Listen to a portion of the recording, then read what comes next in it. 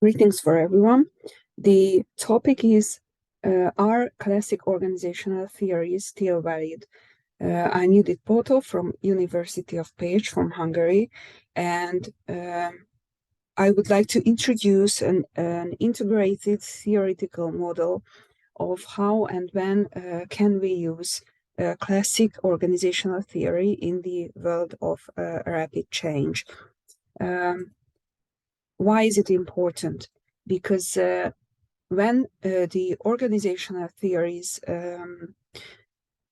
were invented, it was the age of stable environment with slow changes in the market. So these kind of organizational theories, the classic ones, has the goal, as we can observe, they has the goal and the approach that they can find the optimal operation during some static conditions. So when we are trying to study an concrete organizational theory, we can also imagine the conditions in which this theory gave a solution to the organization's most frequent problems in that age. But today is the age of rapid change, so we can observe and experience shortened product life cycles, and also shortened growth. So the adaptation skill of organizations is more important. So if we can well prepare to the next challenge which we have to face as an organization, it's really a strategic advantage. So today's little presentation's aim is to help how organizational theories can support to prepare to the changes and adapt to change for an organization. First, we would like to improve, or I would like to introduce a growth model, which is the model of Greiner, which is a well-known model, so I think all of us is familiar with, which has five phases of growth, and Greiner's invention was one of his invention was that between the phases, the growth phases, there are crises. So a crisis phase, and the organization has to cover the crisis and has to cover the rearrange of or the reorganization of the structure and the working ways to be able to grow towards the phases. Just two sentences about every phase. The first phase is the phase of creativity, when we have just a small founders, kind of a startup phase. So we have a bunch of motivated employees with big ideas. They do the core activities, and the organization has a quite informal ways of working. After the leadership crisis, when the organization have to find out who is the nominated leader, and how is the leadership and how is the ways of leading happening. The next phase is the phase of direction, where we when the organization try to separate the job, the work items, the stages of work, and invent some processes, and try to invent or form the workflow into learnable actions. So they can, this way they can hire new people and can teach them how to join to the organization. After that, if we can hire, and if we hired a lot of new workers and we have a success in growing, the crisis of autonomy is rising because these working groups has their own professional ways of working, and they are really good at what they're doing, so they need their autonomy to be able to react to the market. So the top management has to make some power to make decisions to the working groups. When they are covered this crisis, the phase of delegation happens when there are autonomous departments who work their own way, but they, at the end of the phase, they also can face that they are too competitive and they are fighting for the same resources, and maybe this competition and this focus on their own goals can have a bad effect to the whole the organization as a whole. So in the delegation crisis, in the control crisis, the organization have to decide which decisions are in are contains to the strategic level, and which decisions can remain at the operation level, so they can step into the phase of coordination. Then we have some autonomous departments which can have their own processes, their own policies, and still the strategic level is there, and make a balance between strategic line, strategic level and operational line.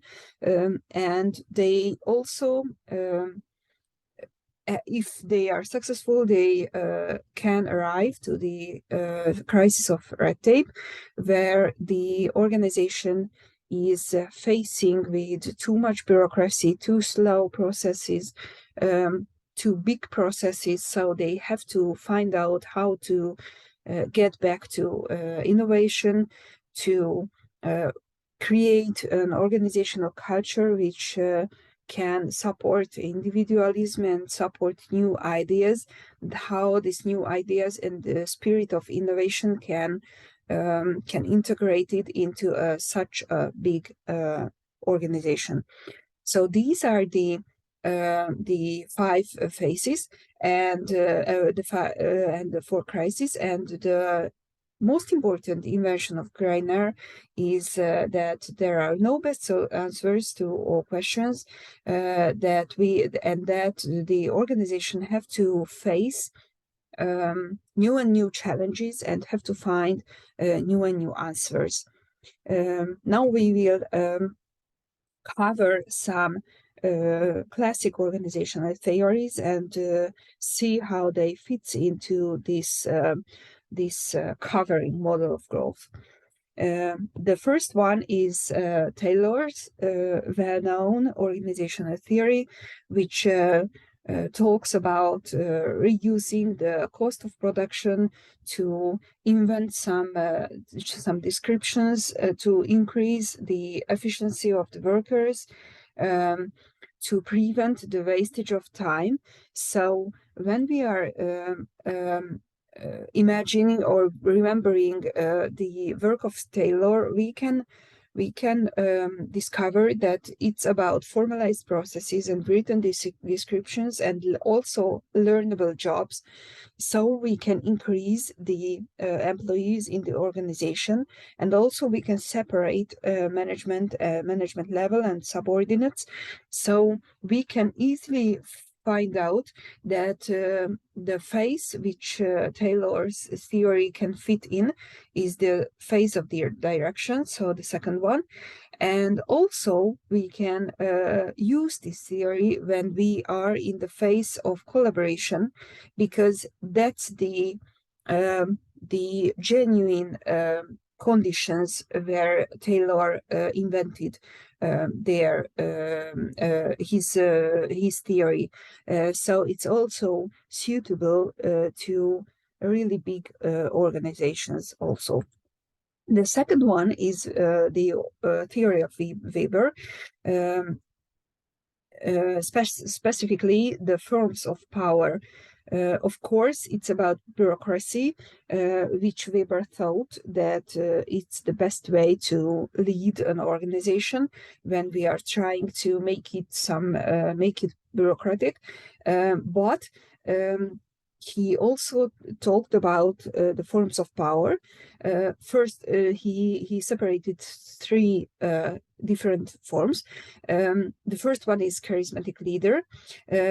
This type of leader is leading with their whole personality, with their own vision and energy and motivational skills.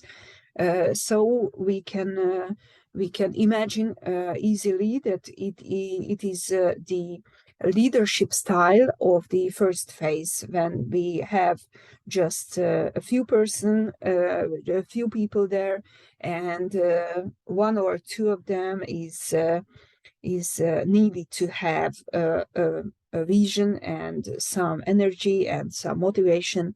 So that's where we can use this theory. The second forms of power, according to Weber, is traditional leadership, where, for example, kingdoms or traditional tribes or the traditional church, where there are nominated leaders who are always leaders. And we can discover that in this system, in this theory, the real key which is operating the whole system is the tradition. So it's not really the leader. The leader is just the symbol of the tradition. And in this way, if we have a not too talented leader, we still can somehow save the organization on long term, because the tradition and the system of policies is still working. So this approach is fit in the phase 4, when the organization is so big that we have a whole system of policies and processes, and this system of policies is working like a saving net, how we can avoid too rapid changes and to be too affected by a leader. So this way we can create a balance in which a talented leader can improve the organization, but between boundaries somehow, and the not too talented leaders still can somehow operate the system, the organization, because of the system of the traditions. The third power is legitimate power, when according to Weber, when the leader can be resigned, when these written descriptions and policies are happening and supporting the organization, and the system separated from the people. So this approach, of course, can applicable to phase of direction, when there is the age of creating of processes, and also in the phase of coordination, when the organization's most important task is to create or to invent how to coordinate the making of rules. So it's a second level of making rules inside the organization. The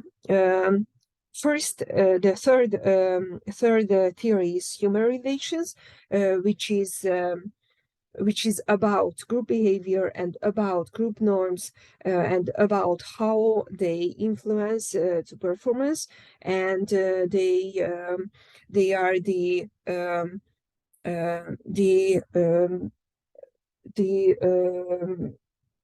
beginning of a lot of organizational development theories, so we can suit or we can implement the approach of human relations on individual focus. For example, Levin's theory, we can implement it to the second phase where we can or we have to deal with people, individuals, people on individuals level, because there is not too many of them. And we also can implement the group levels of organizational development, the group focus of organizational development, for example, chain theory, to the third phase, when we have to develop the behavior and the culture of groups, so not just individuals, but groups. The fourth example is the contingency theories. We just highlighted 3 examples of this theory.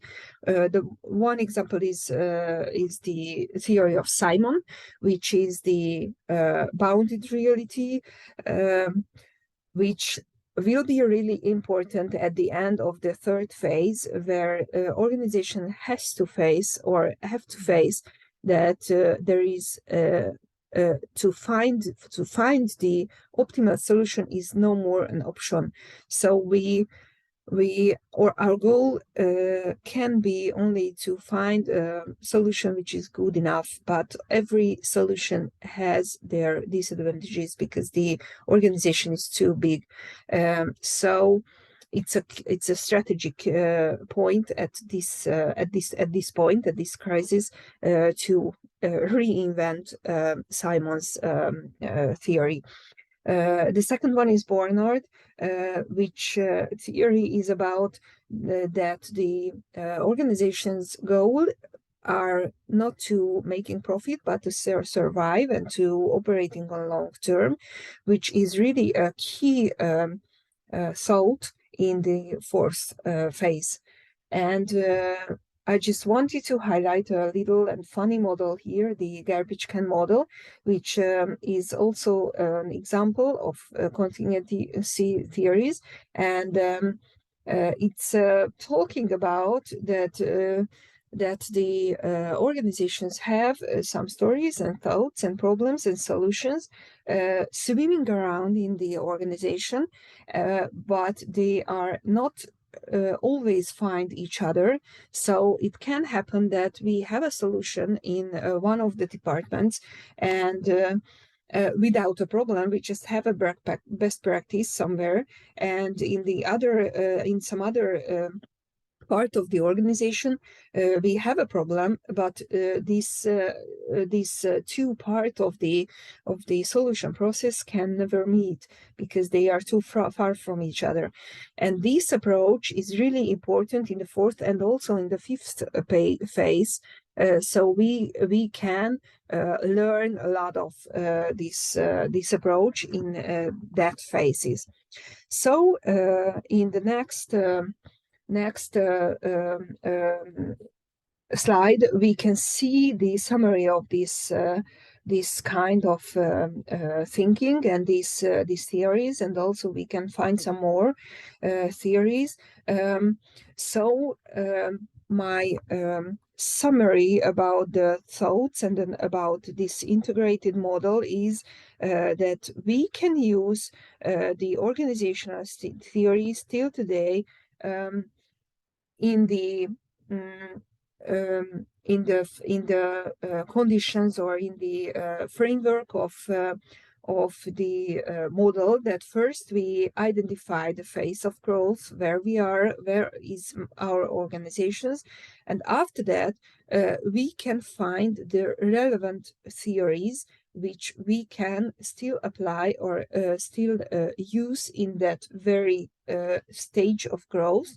But there are that means that this is not, or there are not every theory is applicable in every stage. We have to choose the ones which fit in that phase, but we can identify that very um, organizational theories.